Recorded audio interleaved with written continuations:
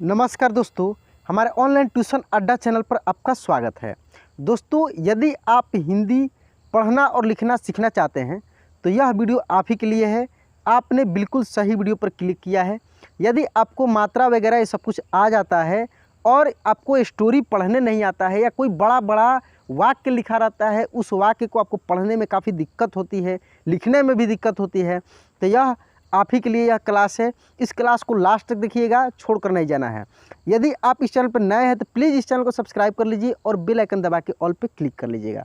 आइए बिना देरी किए हुए इस स्टोरी को हम लोग शुरू करते हैं।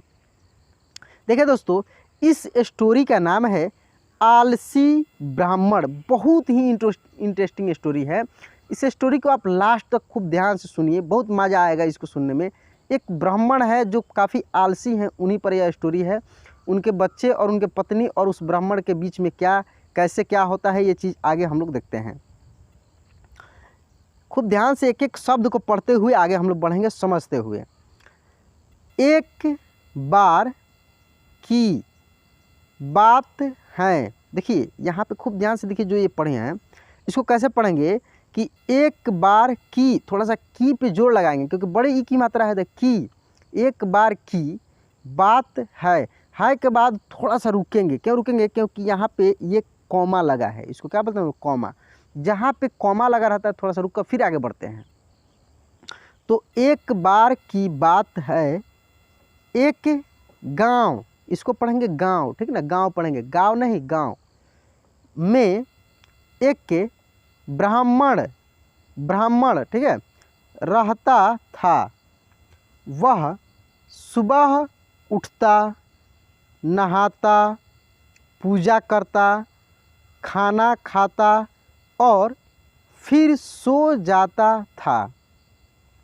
यहाँ पे जैसे हम पढ़ें इस सेंटेंस को, देखिए कैसे रुक रुक कर पढ़े हैं। जैसे वह सुबह उठता, नहाता, पूजा करता, खाना खाता और फिर सो जाता था। खूब ध्यान से इसको पढ़ना है। उसके पास किसी भी चीज़ की कमी नहीं थी। किसके पास किसी भी चीज़ की कमी नहीं थी? ब्राह्मण के पास, ठीक है। एक बड़ा खेत, खाना पकाकर देने वाली एक सुंदर सी पत्नी और 2 बच्चों का अच्छा परिवार था। देखिए क्या बोल रहा है यह कहानी।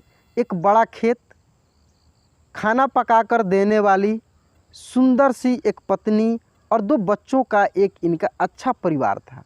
किनका? ब्राह्मण का।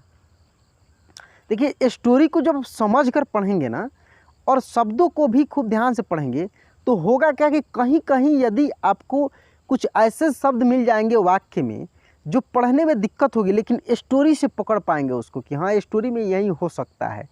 और थोड़े बहुत उसके पास आप जब पहुंच जाएंगे उस शब्द के, तो आप एक्यूरेट उसको पढ़ पाएंगे। तो आइए आगे भी हम लोग देखते हैं। सब कुछ होने के बाद भी ब्राह्मण के घरवाले एक बात से बहुत परेशान थे। वो बात यह थी कि ब्राह्मण बहुत आलसी था। बहुत सारे दोस्त हमको कमेंट करते हैं कि सर छोटी में बड़ी में अंतर ही नहीं लगता है, कि कहाँ पे छोटी ई की मात्रा लगाएं, कहाँ पे बड़ी ई की मात्रा लगाएं, कहाँ पे छोटी ऊ को पढ़ें, कहाँ पे बड़ी ऊ को पढ़ें। ये सब चीज़ में काफ़ी उनको कन्फ्यूजन रहता है। तो ये स्टोरी में देखिए हम कैसे पढ़ रहे हैं। यहाँ पे आप ऊपर देखिए, यहाँ पे जो आपको की मिला, कि यहाँ पे जो आपको की मिला, इसको हम लोग जोर से पढ़े थोड़ा सा, कि एक बार की बात है, ठीक ना? एक बार की। लेकिन यहाँ पे अभी जो हम लोग पढ़े ये की मिला, देखिए ये की, ये कैसे पढ़े? वो बात यह थी कि, देखिए खूब आराम से पढ़े, थी की, थी को जोर से पढ़े, थी की, ठीक ना? थी की। देखिए ये थी बड़ी है और की क्या है? छोटी है। तो कैसे पढ़ेंगे? थी कि ब्राह्मण बहुत आलसी था, ठीक ना? इस तरीके से आप भी जब खूब ध्यान से पढ़ेंगे ना तो मैं आपसे वादा करता हूं कि आप शुद्ध रूप से हिंदी पढ़ना सीख जाएंगे। जब दोस्तों आप पढ़ना सीख जाएंगे तो फिर लिखना भी सीखने लगेंगे आपको लिखने भी आने लगेगा। पहले तो शब्दों को समझिए कि कैसे वाक्य में उसको पढ़ते हैं। आपको अकेले कहीं शब्द नहीं मिलेगा, जब भी मिलेगा अधिकांश जगह वाक्य में ही मिलेगा, किसी कुछ आप लिखते हैं उसी में मिलेगा। तो यह कहानी से ही क्लियर हो पाएगा, ठीक ना।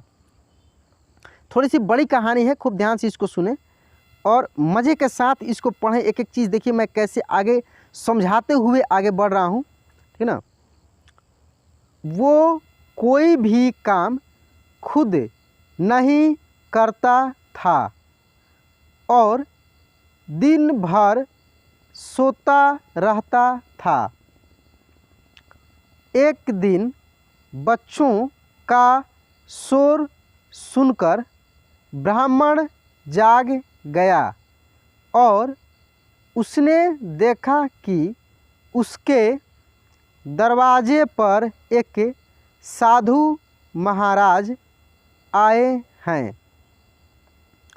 ब्राह्मण और उसकी पत्नी ने साधु महाराज का स्वागत किया और उन्हें भोजन कराया। भोजन के बाद ब्राह्मण ने साधु की खूब सेवा की। ठीक है, देखिए ब्राह्मण जो हैं उस साधु महाराज की भोजन कराते हैं, उनकी खूब सेवा भी करते हैं। अब इसके बाद क्या होता है ये चीज़ देखिए। साधु महाराज उनकी सेवा से बहुत प्रसन्न कैसे पढ़ेंगे, प्रसन्न हुए और उन्हें वरदान मांगने को कहा। ब्राह्मण ने वरदान मांगा कि मुझे कोई भी काम न करना पड़े और मेरी जगह कोई और मेरा काम कर दे। अब देखिए क्या होता है, ब्राह्मण ने तो साधु महाराज से एक वरदान मांग लिया कि मुझे ऐसा वरदान दीजिए कि मुझे कोई काम नहीं करना पड़े और मेरे जगह पे कोई दूसरा कोई काम कर दे। तब साधु उसे वरदान में एक जिन्न देते हैं और साथ में यह भी कहते हैं कि जिन्न को हमेशा व्यस्त रखना। अगर उसे काम नहीं दिया तो वो तुम्हें खा जाएगा।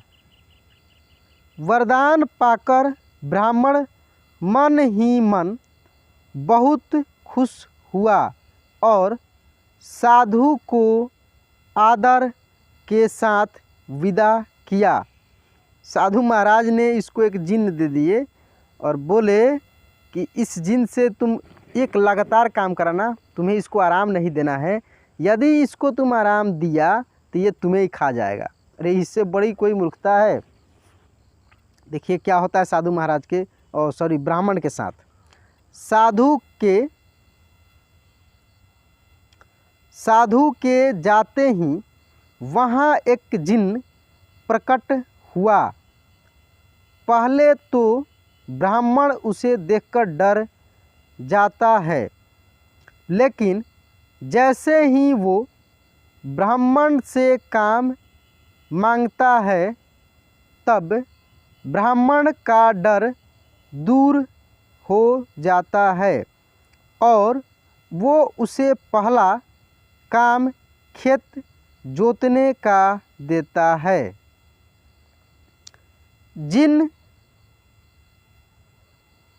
जिन्न वहाँ से गायब हो जाता है और ब्राह्मण की खुशी का ठिकाना नहीं रहता।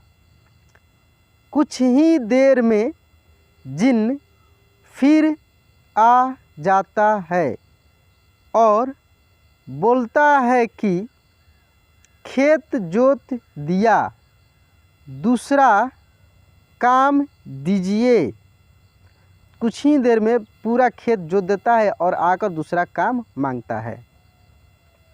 ब्राह्मण सोचता है कि इतना बड़ा खेत इसने इतनी जल्दी कैसे जोत दिया।